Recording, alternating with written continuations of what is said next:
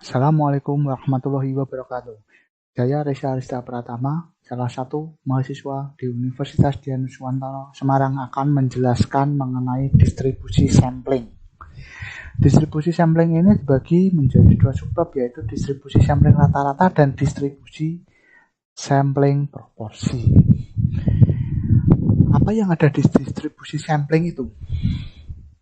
Distribusi sampling ada satu, populasi, dua, sampel.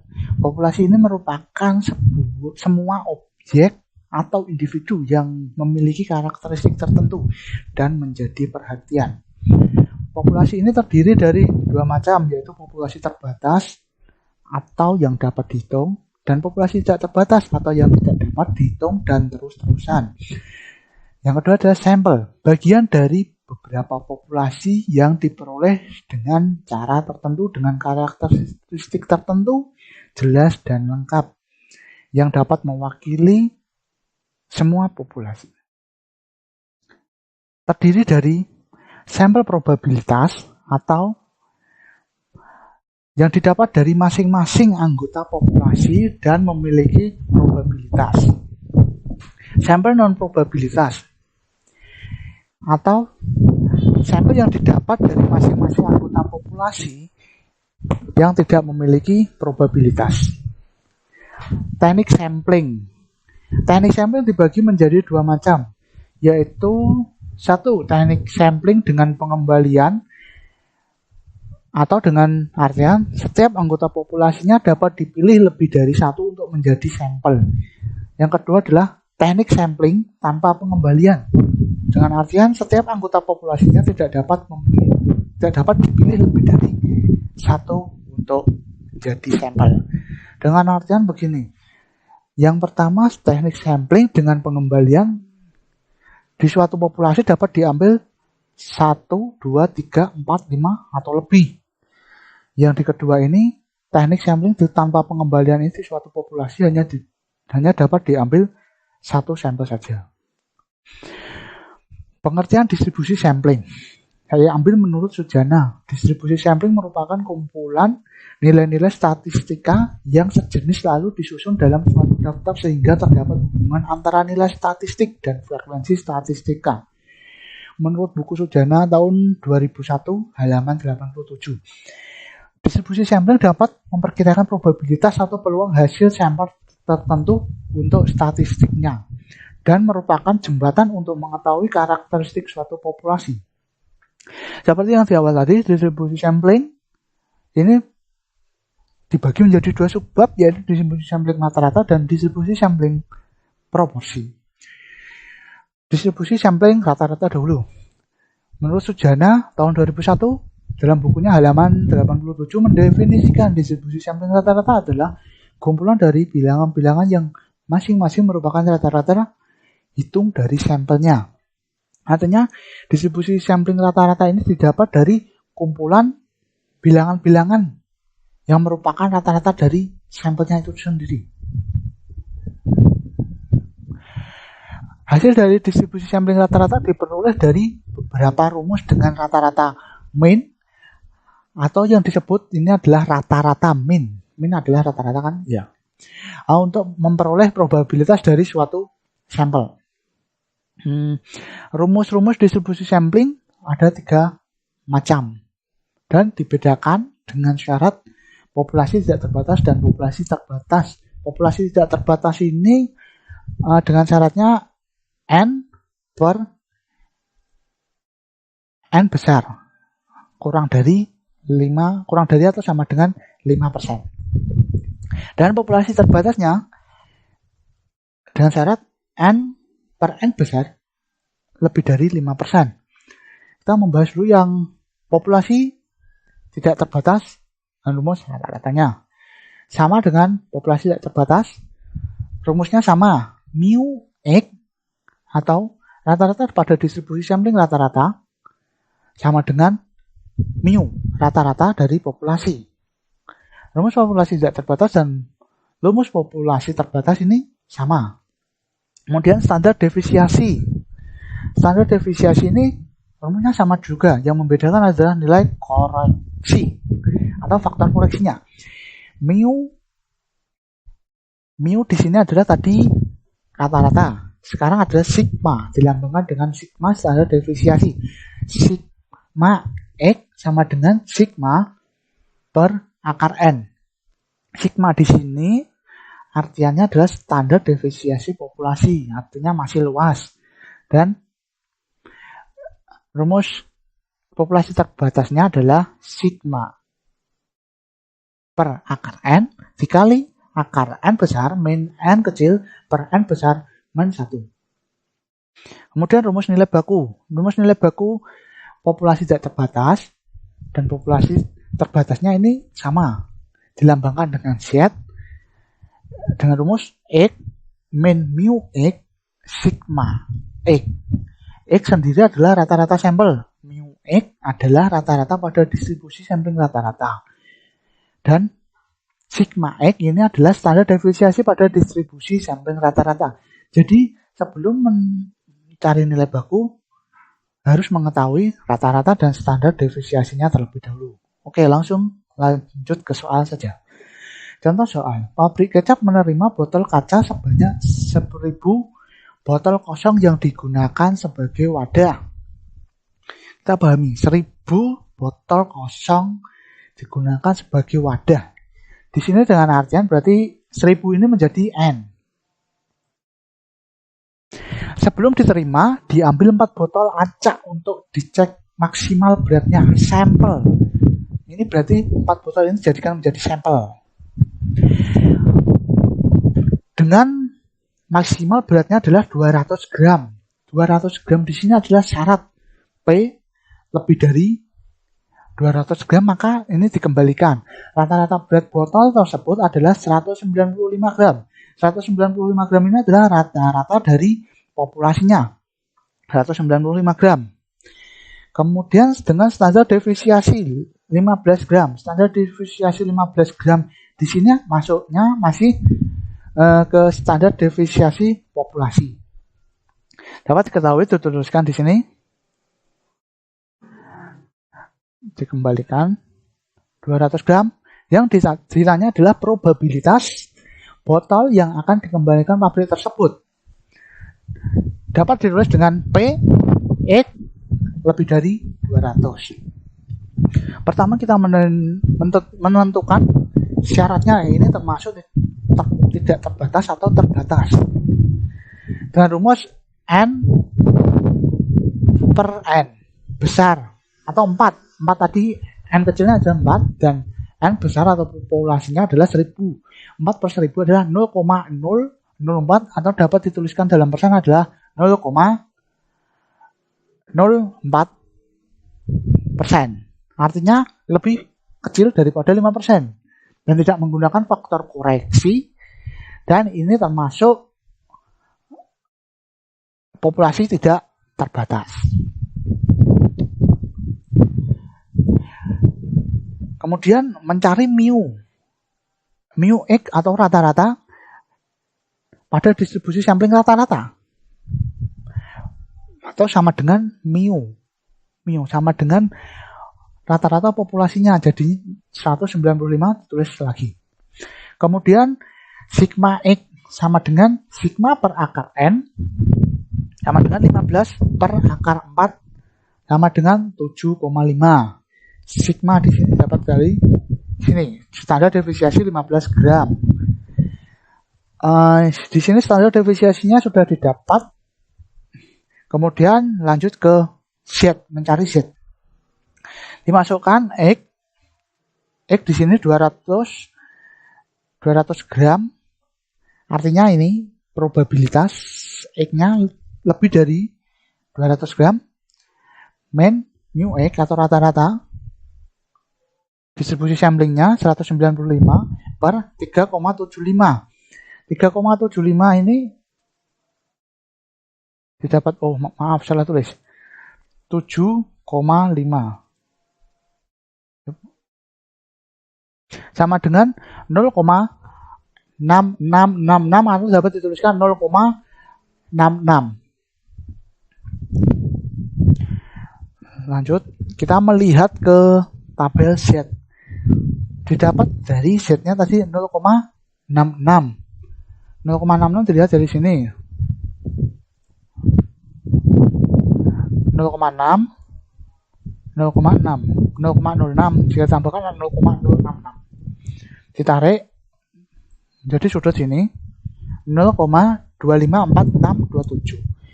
Luas tabel sebelah kanan yang dicari adalah luas tabel sebelah kanan karena nilainya adalah positif. Ini adalah 0,5 atau setengah dari luas tabel sebelah kiri. Dan luas antara 0 sampai Z di sini 0,66 tadi diperoleh 0,2546, diambil 4 angka di belakang koma. Jadi luas yang diarsir ini atau luas PX lebih dari 200 menjadi 0,500 dikurangi 0,2546 sama dengan 0,2454 luas yang diarsir sini atau luas sebelah kanan Z. Jadi populasi botol yang akan dikembalikan adalah 0,2454 atau 24,54%. Kita lanjut ke distribusi sampling selisih rata-rata.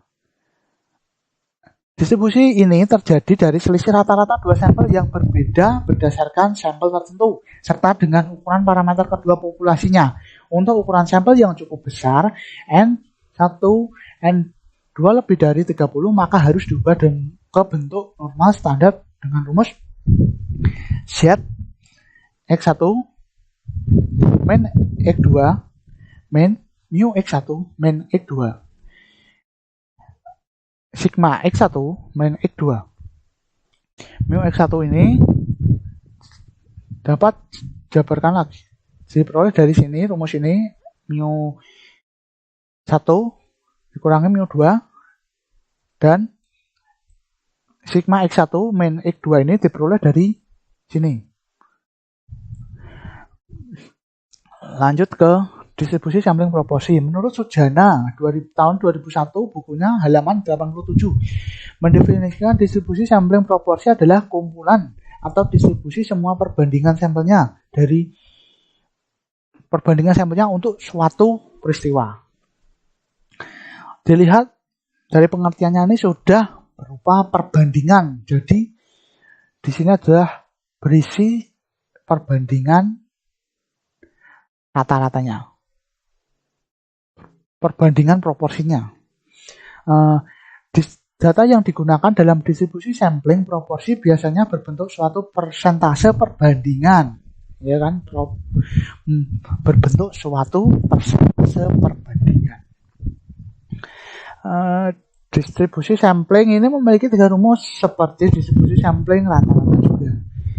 Dengan syarat juga sama, populasi tidak terbatas dan terbatas. Tidak terbatasnya kurang dari 1 sama dengan 5% dan terbatasnya adalah lebih dari 5%. Rata-rata mu X per N. Mu X per N sama mu adalah rata-rata populasi atau sama dengan adalah pi. Rumus rata-rata tidak terbatas dan populasi terbatas sama.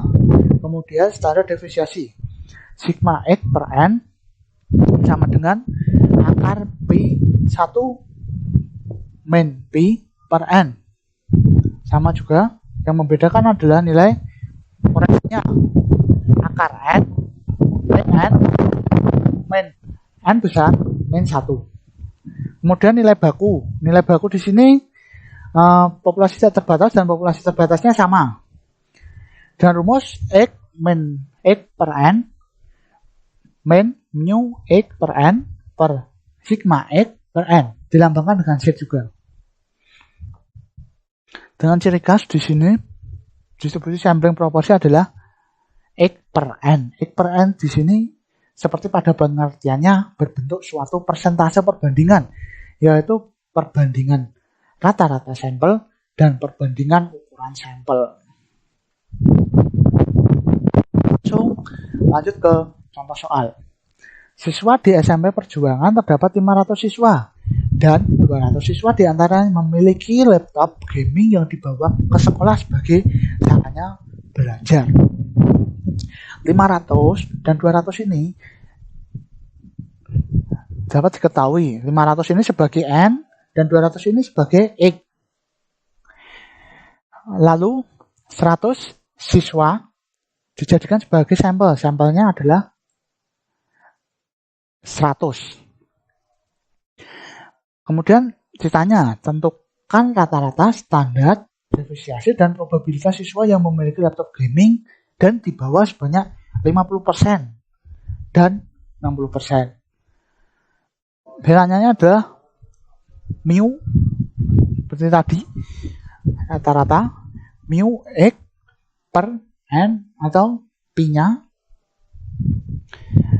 Kemudian ditanya standar deviasi atau sigma X per N. Di sini standar deviasi. Dan P persen atau P proporsi antara 50% sampai 60%. Mencari A dulu. Sigma mu X per N ini atau pi-nya dapat diperoleh dengan rumus X per N besar sama dengan 200 per 500 menjadi 0,4. Jadi rata-ratanya adalah 0,4. Lanjut B, N per N besar sama dengan 100 per 500 sama dengan 0,2. Dengan artian di sini menggunakan faktor koreksi dengan populasi terbatas. Mu X-nya tadi kan sudah 0,4 atau pi-nya. Kemudian dapat digunakan untuk mencari ke standar deviasinya. Standar deviasinya di sini adalah sigma X per N dengan rumus pi 1 min pi per N dikali N akar N min N per N besar min 1. Menggunakan faktor koreksi yang sebagai pembeda tadi populasi terbatas dan tidak terbatas. Dimasukkan 0,4 pi tadi 1 dikurangi 0,4 0,6 per 100 N didapat dari N-nya dikali dengan 500 N besar, N kecilnya 100 dan N besarnya 500 min 1 sama dengan diperoleh hasil 0,043861. Jadi standar deviasinya adalah 0,043861. Kemudian C, mencari probabilitas proporsinya antara 50% sampai 60%. Mu-nya tadi sudah diketahui atau sama dengan pi 0,4 dan mencari Z1. Z1-nya ini Z1 50 dulu, 50% dan Z2-nya adalah 60%. Z1 X per N ini dimasukkan tadi 50% 0,5 jadikan desimal min 0,4 mu X per N ini terus di sini 0,4 per sigma X per N 0,043861 atau tadi standar deviasinya sudah diperoleh. Memperoleh hasil 2,25 dan Z2-nya sama 0,6 di sini diperoleh dari 60% dan 0,4 diperoleh dari sini hasil rata-rata dan di sini sigma X per N standar deviasinya sama 0,043861 diperoleh hasil 4,55. Kemudian melihat tabelnya. Luas kanan di sini karena nilainya di situ positif. Luas kanan 0,55 dan luas antara 0 sampai Z1 di sini dapat dicari dengan sini 2,25. Dengan 2 ditarik, oh maaf melengkung, 2,55 ini, 2,25 maaf. Kemudian dapat diperoleh 0,4878. Kemudian dikurangi untuk mencari luas yang dihasil di sini. Luas antara Z1 min Z2 adalah 0,0122. Jadi probabilitas siswa yang membawa laptop gaming antara 50% dan 60% adalah 0,0122 atau dapat ditulis dalam persen adalah 1,22%. Lanjut, distribusi sampling selisih proporsi. Distribusi sampling selisih proporsi ini terjadi dari selisih proporsi dua sampel yang berbeda berdasarkan sampel tertentu serta dengan ukuran parameter kedua populasinya. Dapat diperoleh dengan rumus ini, rata-rata proporsi dan rata-rata simpangan bakunya. Sini. Jika ukuran N1 dan N2 cukup besar, maka standar deviasinya, maka bentuk normal standarnya diubah dengan rumus ini. Diubah.